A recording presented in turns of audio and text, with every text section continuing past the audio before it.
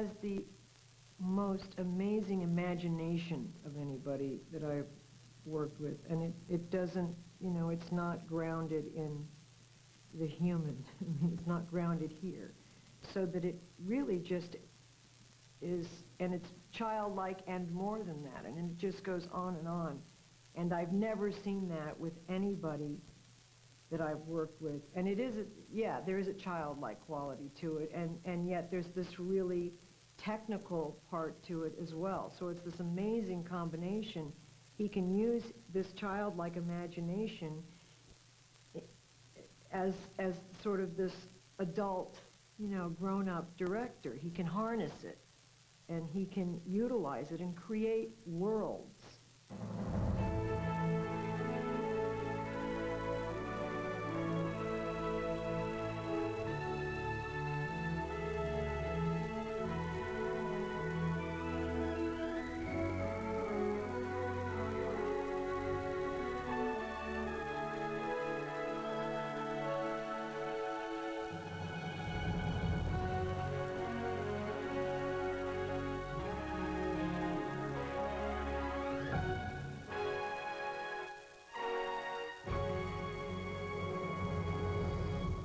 Of respect for the fact that George has pursued his own truly singular goals, some in and some out of the film business. And I'm very envious of the fact that he's made enough money so that he can indulge that, but he's done some remarkable things for that reason. You know, he's really taken advantage of the opportunity that he was given. And it's wonderful in a whole bunch of areas. You know, if you're a kid, you are affected by George Lucas. If you're a filmmaker, you're affected. If you're an actor, you're affected. Certainly if you're an audience. He exudes this wisdom and this creativity, and you want to match it. It's just an instinct. As a creative person, you want to match it. So whatever he wants, you want to give it to him and oots it a little and give him more, because you want to be part of that incredible magical creation that is him. He has a mellowness on set, which I do admire in directors. I feel very at ease with him, and he seems very at ease with what he's doing. A side of his mind is always conscious of the overall arc of the film and the pace of it and the story he's telling and where that, as I say, that piece of the jigsaw fits in, you know? How did my father die? A young Jedi named Darth Vader, who was a pupil of mine until he turned to evil, helped the Empire hunt down and destroy the Jedi Knights. He betrayed and murdered your father. Now the Jedi are all but extinct. Vader was seduced by the dark side of the Force. The Force? And the Force is what gives the Jedi his power. It's an energy field created by all living things. It surrounds us and penetrates us. It binds the galaxy together. Filmmaker George Lucas is without a doubt one of the best known and most successful filmmakers in the world. What he has been able to achieve in his career is nothing short of amazing.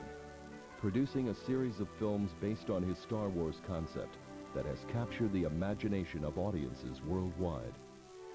Lucas was born in May of 1944 and was raised on a walnut ranch in Modesto, California. Life in Modesto was slow and easy, and very much small-town America. Unfortunately, Lucas suffered a terrible automobile accident that would change his view of life. Well, Modesto was a little farming community, very rural in nature, very small. You know, I grew up in the 40s and the 50s, so it was a very post-war Norman Rockwell existence, very much like the Midwest, you know, except we were only about 60 miles from San Francisco, so I had a lot of influence from being around San Francisco, but at the same time lived in a very Smallville environment. In my early years, I was very interested in cars. So from the point I was about 13 or 14 years old, I was either on a motorcycle or a car and getting myself in trouble because we lived on a ranch, so there was a lot of private roads and things that I could sort of race around on without any real problem. Eventually, right before I was going to graduate from high school, my obsession with cars led me into a rather disastrous automobile accident where I was all but killed. Fortunately, I was thrown free of the car before it hit a tree. Had I stayed in the car, had the roll bar worked, had the seat belt worked, and all those things, and I wouldn't have survived it. So it was one of those kind of odd things where through a quirk of something or other, I was managed to get out of it alive, which made me think a lot, and I decided to give myself a little bit more direction in my life. So I started college, started taking a lot of the sort of humanities, sociology, psychology, and a lot of anthropology, and became very interested in it and very fascinated by it. Spent a lot more time on school than I had in previous years when I was mostly in a little foreign car service working on my car. As it turned out, one of his more successful subjects in school was his love for art, and he fantasized about going to art school to become an illustrator. Along the way, he gained an interest in photography, making small movies with an 8mm camera. After his father discouraged a career in art, Lucas thought he might go to San Francisco State to study anthropology, but a friend's suggestion to attend the University of Southern California changed his life forever. A friend of mine, just by circumstances, a friend I grew up with my entire life, was going to go to USC to go to business school, and he talked me into going and taking the test with him up in Stockton and to go to school. So I applied, and I, lo and behold, passed the test and got into school. And I said, well, what am I going to do there? And he said, well, there's a cinematography school there. It's like photography. It's not quite art center. It's not, but it is something you're interested in. And I said, well, yeah, okay, I'll try that. And that was really my first experience at film at all. I didn't really know anything about it until I got to film school, and it was in my junior year in college. At USC, Lucas enrolled in an animation class where he produced a 1-minute film that ended up winning a lot of awards all over the world. He made a number of short films which led to a work-study scholarship at Warner Brothers Studios, where he would meet his lifelong friend, Francis Coppola. I went off to do this Warner Brothers scholarship just on a lark because I ended up winning it, and I said, well, I'll go and see what feature filmmaking is about, what this Hollywood thing is all about. I'll just go look. And I wasn't that interested. So when I got there, actually Warner's been shut down because it just got bought up by another corporation. Jack Warner was actually leaving the lot the day I arrived, and they were making one film there, Finian's Rainbow, which was being directed by Francis Coppola. And they said, well, we'll stick you on this film because all the other departments are closed down. And so I got stuck watching this movie being made, which I wasn't that interested in. And I think Francis, in a little ways, was kind of offended that I didn't have a lot of interest in what he was doing. And I said I wasn't really interested in this kind of filmmaking. And I was trying to get over in the animation department because it was empty. And I figured, well, if I got some short ends of film and stuff, I could go over there, and if there wasn't anybody there, I could start making animated films in their animation department. But eventually he said, look, I'll give you a job to do here. You come around, be my assistant, come up with one good idea every day, go and sort of pick angles. And as it turned out, it worked out very well. I was very prone to the cinematic side of things. I was more into film editing and into photography. And Francis is very much into the writing and the working with actors. He's much of a stage person and very much into the writing aspects of it. So he kind of took me under his wing and taught me all the parts I didn't like, which was the writing of scripts and the working with actors. And I helped him and became an assistant in the cinematic side of things. Lucas's relationship with Coppola led to his working on Coppola's 1969 release of The Rain People. Later, they formed American Zoetrope together, which was headquartered in San Francisco and would mark the beginning of an active film community in that city. Their first project was Lucas's feature-length film debut, THX 1138, which starred Robert Duvall in the title role and was based on a short film that Lucas had made earlier. What's wrong with me? What am I to her? She to me, nothing. Yes, fine. She's an ordinary roommate. I share rooms with her. Our relationship is normal, conforming. Excellent. Share nothing but space. What is she doing to me? Yes, I understand. I think I'm dying. Could you be more specific? Again, the studio was being sold to another corporation, and Francis went in there and said, you know, we already have this deal to make movies, and you have to give us a go-ahead. And he really did a lot of fast talking. He said, we have 7 projects here we can do, and, you know, we want funding. And so they eventually said yes. You know, they had no idea what they were saying yes to. When we showed THX to Warner Brothers, they said basically that we had to, well, they didn't like the movie. And as a result, they wanted Francis to buy back all these scripts we'd developed. And that put Francis in about, I don't know, $350,000 worth of debt. I was sort of thrown off on my own to do my own thing. Francis had to go off and do a gangster picture that had been offered to him. And he was a lot of concern about whether he'd give up his freedom and do this work for hire, or whether he would try to continue on to do his own thing. I went on and did my own thing, which was American Graffiti, and he went off and did The Godfather.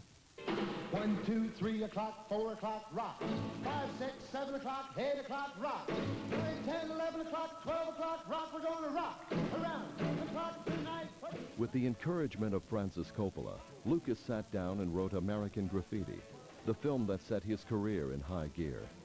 It was a story of the misadventures of 4 Californian high school graduates one late summer night in 1962, and was the movie that would introduce to the world a number of future film stars. Undoubtedly, the film was based somewhat on Lucas's interest in cars and his growing up in Modesto. The anthropologist side of me never went away, and I was very interested in the fact that in the 70s, when I was working in the film industry, obviously we'd been through the 60s, and that whole innocence of the 50s, the mating rituals of the 50s, the uniquely American mating rituals of meeting the opposite sex in cars was very fascinating to me.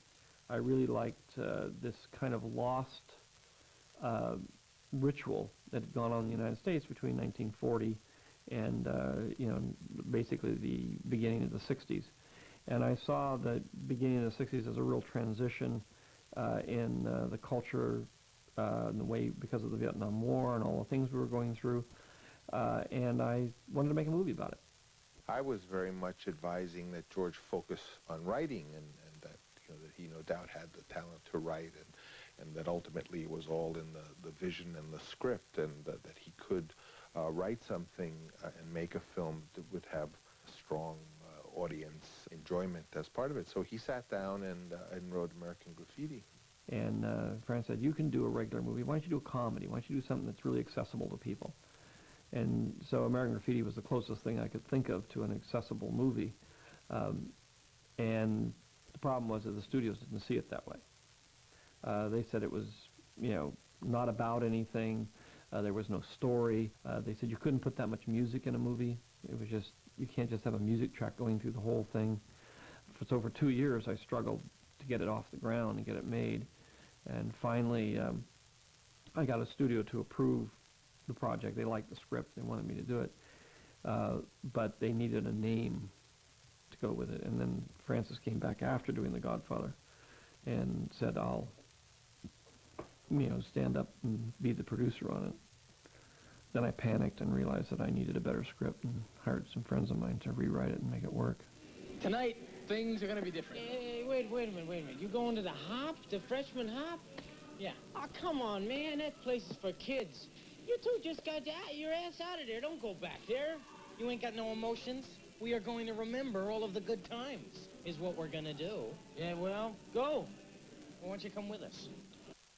man. Come on, for old time's sake. Yeah, well, listen, you go. Go ahead, Curtsy, baby. You go on over there and you remember all the good times you won't be having. I ain't going off some fancy college. I'm staying right here, having fun as usual. I worked for about 6 months seeing thousands of kids, you know, have them just come through one after the other, talk to them for about 2 minutes, get a sense of who they are, then narrow that down to a bigger group that I would bring back and talk to. And I would do screen tests with different groups of people working with different people. So I was really looking for an ensemble cast. I was really looking for a group and how they would react to each other and how they fit together as a group rather than individually. And he told me some things, how he'd done this incredible movie at USC and THX 1138 and all these other things. But, you know, there sitting behind the desk was this guy. And I felt, you know, he was somebody I'd gone to high school with. I mean, that's what he looked like. And so he asked me a couple of questions, and all the time he was looking at this 8x10 of me that I saw, and it was not an 8x10 that I really especially liked. I first met George Lucas in a casting session. Fred Roos, who was casting American Graffiti, brought me in. I met George briefly. It was a very, as I say, a very brief conversation, and I left the room without knowing which one in the room was George Lucas. I went into this meeting, and I didn't know anything about the script, and I looked, and there's this little guy sitting behind a desk, and I thought, this is a director. My image of a director was like John Huston. And then I said, now look, I know I don't want to do damage to my hopes here, because I'd like to be considered for the movie, but I can't sing. He said, well, what difference does that make? And I said, well, my agent told me it's a musical. He said, well, it is a musical. I said, well, I can't sing. He said, it doesn't matter that you can't sing. And that was the end of the interview, this very cryptic sort of conclusion. He explained to Ron Howard and myself that it was American Graffiti was a musical. I'll never forget this, a musical. And he said, yes, because the music is never going to stop, except for some dramatic points in the story. And I remember Ron and I walked out of there and said, musical, genius. I had heard that they were going to film this film, American Graffiti, and it took place in the 50s, so I thought, this time I'm going to dress up, and I'm going to go in costume, and they're going to see me, and they're going to think I'm perfect for the part. So I get to the appointment, and I meet George Lucas. He talks to me for a brief moment, and then I'm dismissed. And then as I leave, I thought, I blew it, you know. I blew it. I'm the only one here dressed up like this, and I blew it. I look like I'm so desperate for a job, they'll never hire me now. Could have been 200 blondes sitting there, and they were beautiful. And I looked at Gino, the casting agent, and I said, I can't wait. Look at who's here, and I won't be able to afford dinner. I won't be able to pay for the parking. I can't wait to be called in as the 201st blonde. And he said, well, the director was kind of interested in your picture. I said, he was? He said, let me go in and talk to him. So he came out, and he said, George Lucas would like to see you right now. I sat down. He said, can you drive? And I said, yeah. And he said, well, thank you very much. What did you say? Wait, what did you say? What did you say? And one of the first things George told us, one of the first things he said was, I wrote this script, so I'm giving you free rein to change any line you want. Say it however you would say it. Because he wanted that very naturalistic feel. So we'd just stand around with cards, and then we'd do these scenes. We'd do them over and over. And after each one, he'd say, that was terrific. Let's do it again. And so we'd all look at each other and say, if it's terrific, why are we doing it again? You know, what does that mean exactly? Basically, what I got from George after each take was terrific. I remember, that was his word, terrific, and this. Because that's all he ever said about any scene, terrific. There have been a lot of stories that have grown up, true stories for I guess, for most of it, about how people saw that it was a great movie right away. And one of the aspects of these stories is that I didn't. I really was the guy who didn't think very much of it.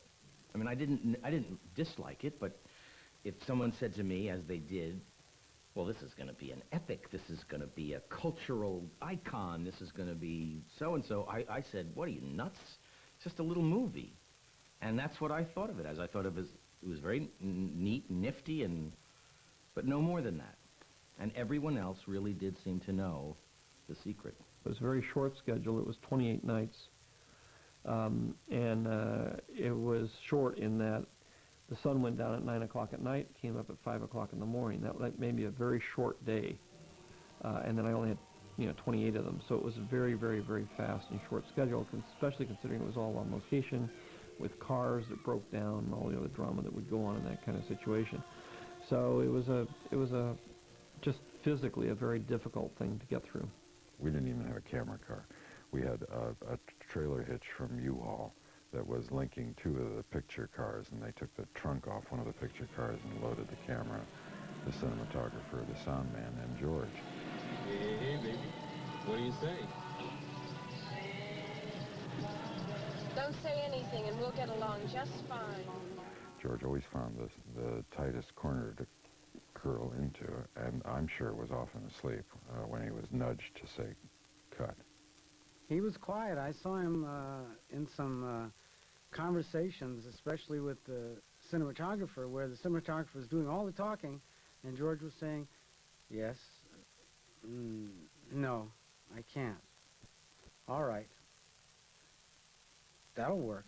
I'm sitting in the back of this car, freezing to death because I'm wearing this, kind of summer shirt. And George, we've done a take. George comes into the car, and he's all in this parka. So you only basically see. And he looked at me. He would look at me, and he would go, "You want to do it again?" The executive from Universal was there, and he came up to me with a grave face, and he said, well, he said, we have a lot of work, and I just couldn't believe that he didn't see what he had, and George was cowering in the background, because he didn't want to get in the middle of this, and I remember telling the guy, I said, listen, if Universal doesn't want the picture, I'll buy the picture today for what you have in it. And I remember telling him, I said, you should get on your knees and thank this young man for what he's done for your career. Somehow he made it work brilliantly. It wasn't just memory. It wasn't just this. It somehow worked on all of our little gonads, and we saw ourselves of that generation. Kids later saw themselves. It was really a remarkable achievement, and he must have had it in his head. This was not an accident. Graffiti's impact, I was, in a sense, doubly wrong, because I not only didn't understand it as a film, I think, but I didn't understand its potential impact at all, and I think George really did. We kept having screenings, and every time somebody, from the studio, marketing or video, or somebody wanted to see it, we'd always pack the house. We'd get all the secretaries and all the assistants and everybody in the studio we'd invite everybody. So we never let anybody see the film by themselves. We always had, 100 people there. And then word would get out as these people would see the film. It was a great film. And eventually the word of mouth actually managed to get it so that the film was not released as a TV movie, which is what the studio wanted to do, but it actually got released as a feature. Just about everyone is familiar with the words, "A long time ago, in a galaxy far, far away." Those words would introduce the world to George Lucas's Star Wars, the first in a series of 6 films that to this day continue to break box office records around the world.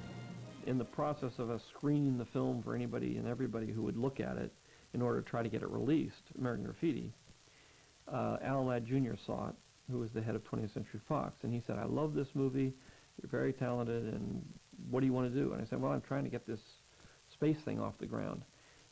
And he said, okay, well, I'll fund the screenplay. And so I got the deal to do the screenplay, and it wasn't really until 6 months later that American Graffiti came out and was a hit. This was all done when I was starving, and the $20,000 I got to write the screenplay was like more money than I'd seen in 2 years. By this time, I had written a very long script, And I had been forced really to, rather than do a 6-hour, convince them to do a 6-hour movie, which I knew they weren't going to do. I came to the reality that I was going to have to cut this into 3 pieces and do the first 2 hours, and then hope somehow, some way, I'd get the other 4 hours made. But in order to do that, I sort of managed to get the sequel rights and licensing rights and all the other things for the film so that I could make enough money or promote the film with the licensing and everything to make the film successful enough to where I could get the next one made. The studio, they said, what do we care? If the film's not going to be successful, we don't care about the sequel rights. Licensing isn't worth anything. Nobody's been able to license anything. There's no money there. I was only doing it really to get T-shirts and posters so I could promote the movie because I was afraid they weren't going to do it. So they were giving away things that didn't mean anything to them, and in exchange, I could have asked for $1 million for the film, and I didn't do it. So they thought they were getting a good deal. I thought I was getting a chance to make sure that I had a better shot at getting my second film made, and so we were both happy at the time. What that gave me was a chance at independence after Star Wars came out, and I looked at it and I said, I have a chance now to become really independent from the system, the studio system. I don't have to go to them for the money. I don't have to go to them for permission. I don't have to do anything. I'm going to set myself up now using the profits from Star Wars to build a company completely independent up here in San Francisco. And that's what I did. That's why I stopped directing at that point.